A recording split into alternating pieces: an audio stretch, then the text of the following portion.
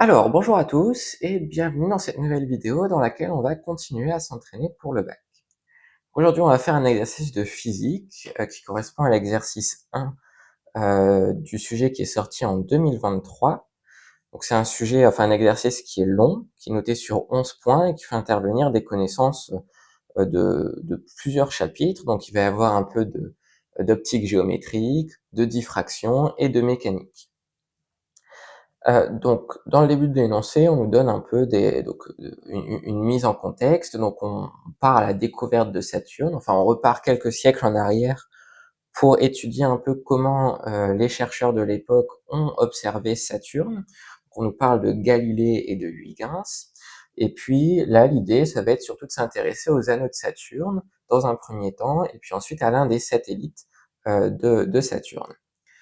Euh, donc, on nous donne des informations sur les lunettes astronomiques qui avaient été utilisées par Galilée en 1610 et ensuite par Huygens 45 années plus tard. Et on nous donne donc des informations, des valeurs numériques et des critères pour distinguer des objets euh, avec l'œil humain. Et donc, c'est des choses qu'on va certainement devoir utiliser par la suite. Enfin, la première partie, c'est une partie sur l'optique géométrique. Donc, on modélise la lunette de Huygens, qui est considérée comme afocale par deux lentilles minces convergentes, L1 et L2, qui ont des distances focales respectives f1' et f2'. Et on nous donne une annexe que j'ai recopiée ici, avec justement un schéma de cette lentille. Et pour la question 1, il faut préciser le sens du terme afocale.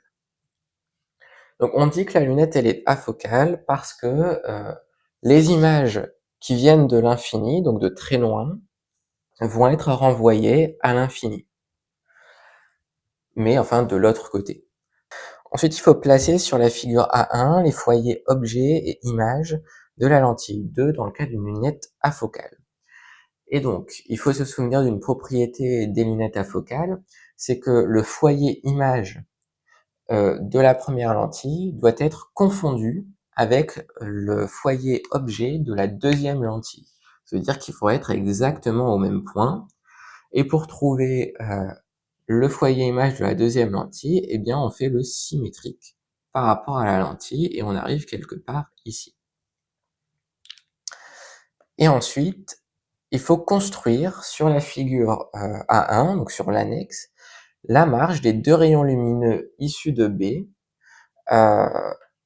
avec l'image intermédiaire qu'on est censé représenter. Donc, pour ça, on va utiliser les propriétés des rayons lumineux. Donc, un rayon lumineux qui passe par le centre d'une lentille n'est pas dévié. Donc, c'est le cas de ce premier rayon.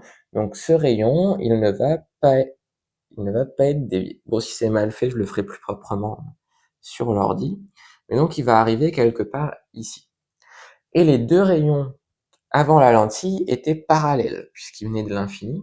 Ça veut dire qu'ils vont s'intersecter dans le plan focal image de la première lentille. Donc là, ils vont s'intersecter ici.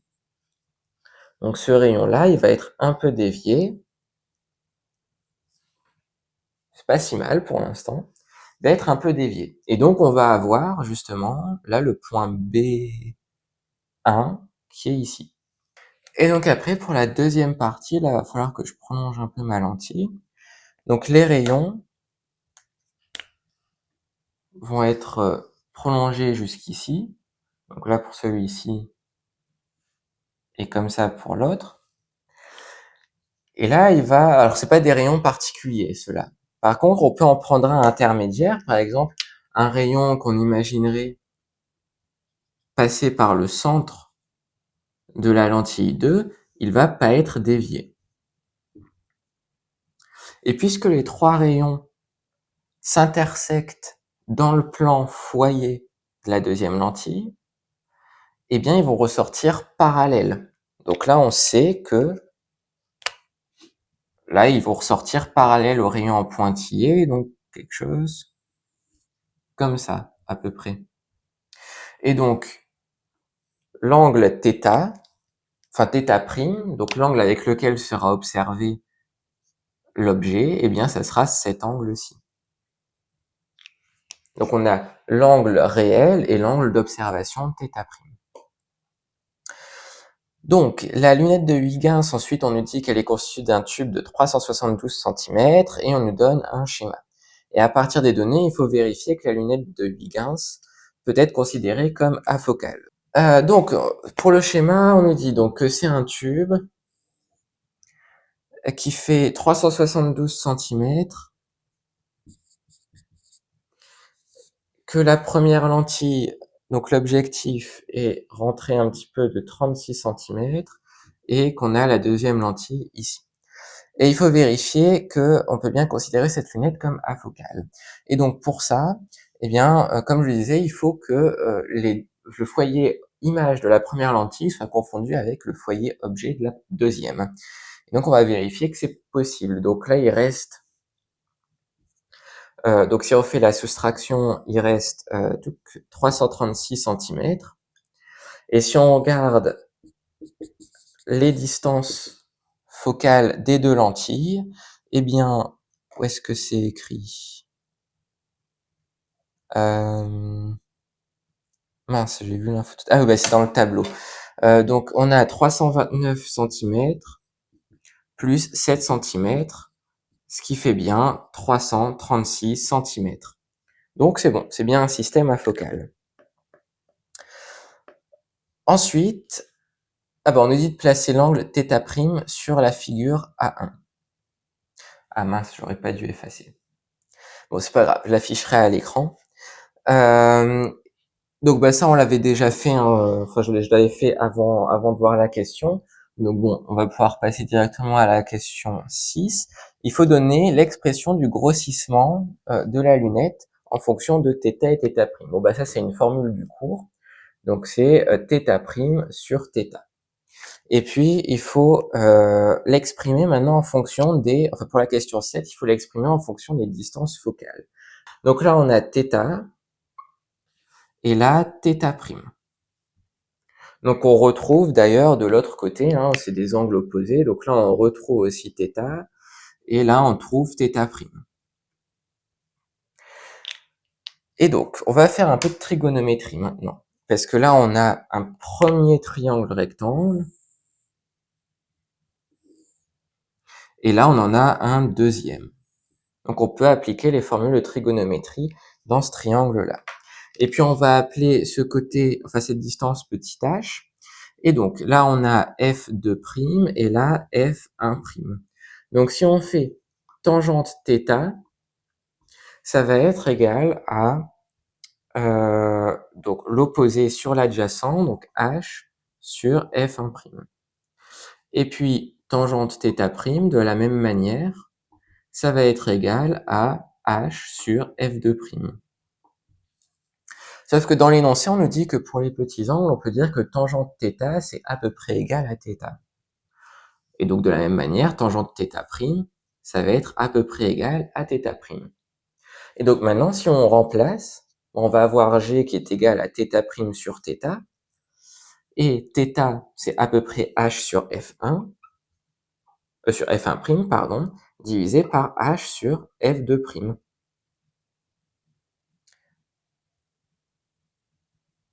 Pardon, c'est l'inverse. Sinon, il allait y avoir un problème. Donc c'est θ', c'est h sur f2', et θ, c'est h sur f1'.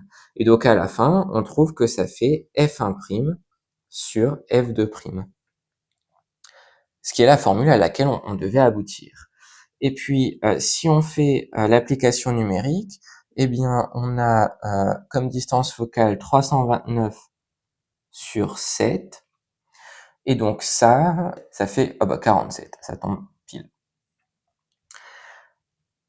Donc voilà, donc on a un grossissement de 47. Et pour la dernière question de cette partie, il faut savoir si Huygens est en mesure de distinguer l'anneau de Saturne de sa surface. Donc pour ça, il va falloir déterminer la valeur numérique de θ' et savoir si elle est plus grande ou plus petite que la limite qu'on nous fournit dans les données. Et donc la limite, c'est 3,010 puissance moins 4 radians. Donc, ici, nous on sait que θ', ça va être égal à g fois θ. Et si on fait un schéma, donc on va avoir la surface de Saturne, enfin c'est un schéma je crois qui était, oui voilà, qui est fourni dans l'énoncé. Donc si on refait un peu le schéma, en fait on va se rendre compte qu'il y a un triangle rectangle avec donc ici c'est θ, c'est l'angle d'observation, la distance Terre-Saturne, et puis ici la distance entre la surface de Saturne et son anneau. Donc pareil, là ici si on fait un peu de trigonométrie, on se retrouve avec tangente θ qui est égale à donc l'opposé DAB sur DTS. Et donc c'est à peu près égal à θ dans l'approximation des petits angles. Donc là on va avoir θ' qui va être égal à G' fois DAB sur DTS. Et quand on fait l'application numérique, on trouve 47 fois la distance AB, où est-ce qu'on nous la donne? Eh bien, on nous la donne dans la question 9, donc ça fait 3,17 10 puissance 4 km, et on nous donne aussi la distance Terre-Saturne en kilomètres, donc il n'y a pas besoin de faire les conversions pour les distances. Et donc, on obtient comme valeur 1,0 fois 10 puissance moins 3 radians. Donc, qui est supérieur à cette limite de détection. Donc, Huygens c'était bien en mesure de pouvoir voir distinctement le premier anneau de Saturne et la surface de la planète. Donc, pour la partie 2, maintenant, on va s'intéresser plutôt à la diffraction. Et donc, on nous dit dans cette partie que l'observation d'objets avec une unité astronomique est limitée par la limite de diffraction, puisque en fait l'image d'un point par un système optique, c'est jamais un point. En fait, c'est une petite tache mais qui correspond pas à un point parfaitement. La tâche est plus ou moins grande en fonction de la configuration, mais ça n'est jamais un point. Et donc, si deux points sont très proches et que la limite de diffraction est un peu trop grande, eh bien, les deux tâches qui correspondent aux deux points initiaux vont se superposer et on va plus être capable de distinguer ces deux points.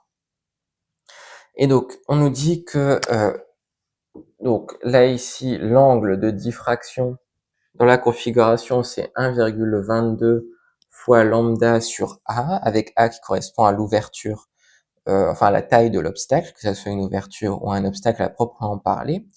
Et il faut que θ soit supérieur à θ diff pour pouvoir affirmer qu'on distingue bien les deux points, qu'on n'est pas limité justement par la diffraction. Et il faut expliquer pourquoi on peut considérer que le phénomène de diffraction a empêché Galilée d'observer les anneaux de Saturne avec sa lunette, alors que Huygens, lui, a réussi à le faire.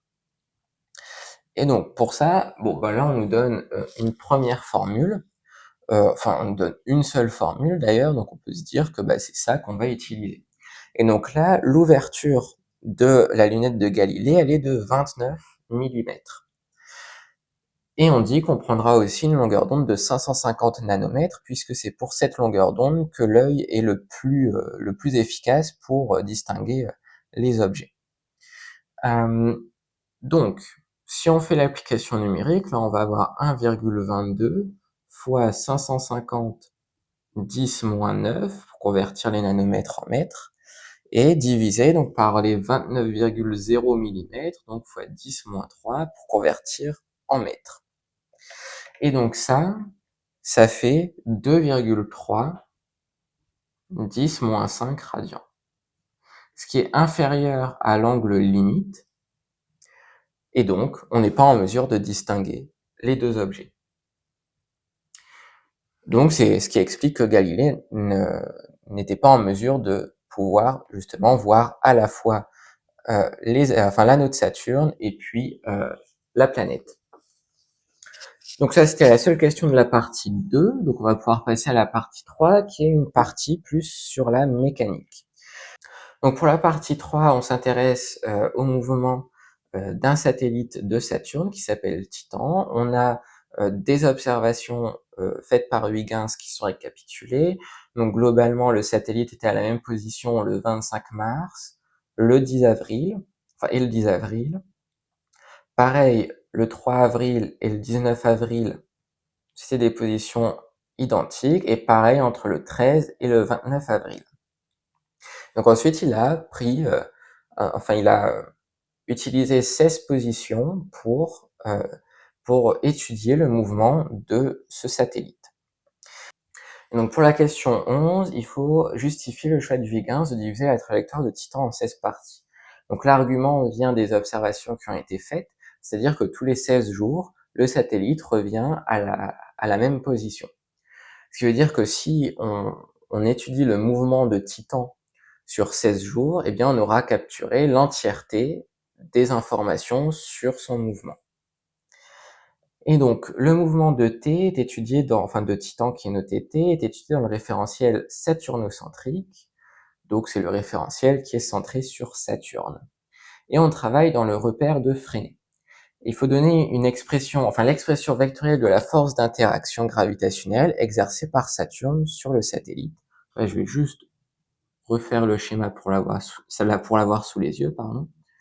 Donc là, le premier vecteur du repère de Freinet et le deuxième. Et donc là, ici, on a aussi le rayon de la trajectoire. Et donc, pour la question 12, eh bien là, il faut donner l'expression de la force gravitationnelle. Donc ça va être simplement, alors est-ce qu'elle a un nom? Non, donc je vais l'appeler F, et ça va être grand G fois la masse des deux corps en interaction, donc la masse de Saturne et la masse de Titan, divisé par la distance au carré, fois un vecteur unitaire. Donc là, la force d'interaction gravitationnelle, elle est vers Saturne, et donc elle est selon UN. Donc ça, c'est pour la question 12.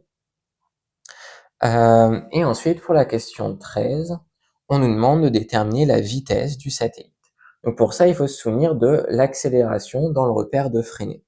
Ça va être égal à la dérivée de la vitesse par rapport au temps, fois le vecteur tangent à la trajectoire, plus v carré sur r, fois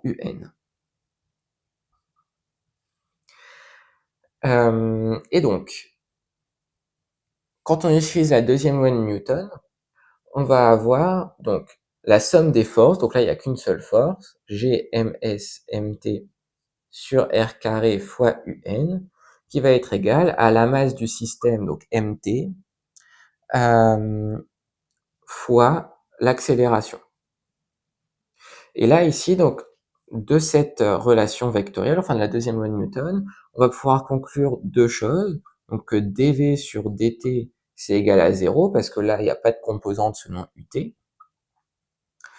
et que v carré sur r, c'est égal à g, fois m de ce fait-là, fois mt, c'est égal à g ms mt sur r carré.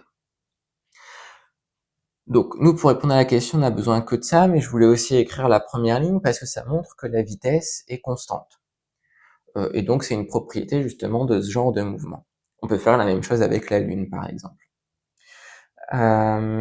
Mais donc là, ici, si on isole V, eh bien là, ici, les mt vont se simplifier, et il va rester racine de g ms sur r, ce qui est bien la formule sur laquelle on devait arriver, enfin à laquelle on devait arriver. Et pour la dernière question, il faut en déduire l'expression de la période de révolution de Titan. Et donc, on connaît sa vitesse. Donc si on connaît la distance à parcourir, eh bien on pourra calculer la période de révolution. Et donc on la connaît parce que c'est une trajectoire circulaire dont on connaît le rayon. Donc ici on a la formule V est égale à D sur T. Donc là, voilà, donc un grand T dans l'énoncé, c'est même T kep. Et donc en fait D ça va être bien la circonférence du cercle de rayon grand R, donc 2πr, T kep.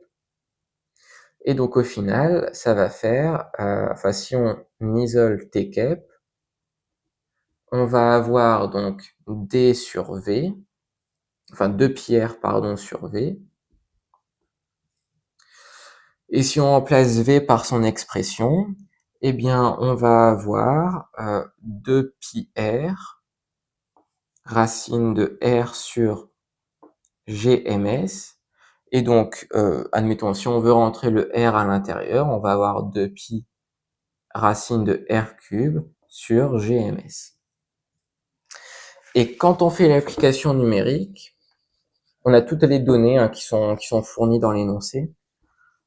Et quand on fait l'application numérique, on tombe sur normalement 1,4 fois 10 puissance 6 secondes.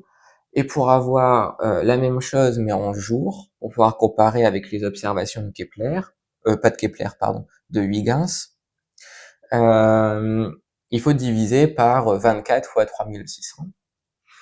Et on va tomber sur 15,9 jours, ce qui est très proche des 16 jours proposés, enfin, des 16 jours, enfin, dont parle Huygens dans son journal. Et donc, ça termine cet exercice. Oui, c'est ça, c'était bien la dernière question de l'énoncé.